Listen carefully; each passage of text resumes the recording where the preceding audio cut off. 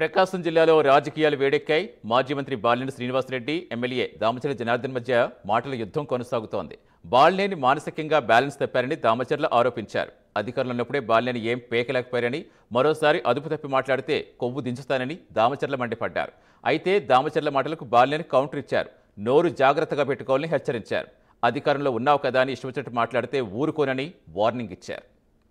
లేకపోతే వదిలిపెట్టి వెళ్ళిపోయారంటారు, లేకపోతే నేను పోటీ చేయలేను, ఈసారి మళ్ళా పోటీ చేస్తాను అంటాడు. అంటే మానసికంగా బ్యాలెన్స్ తప్పిపోయి ఇష్టారాజ్యంగా మాట్లాడుతాడు. ఏంది బచ్చాగాడు అనేది ఒళ్ళు దగ్గర పెట్టుకొని మాట్లాడాలి. సంస్కారం మాట్లాడితే సంస్కారాలు అడ్డొస్తాయి. వయసులో పెద్దోడివి, ఇంకొకసారి మాట్లాడితే కొవ్వు కూడా దించుతాను.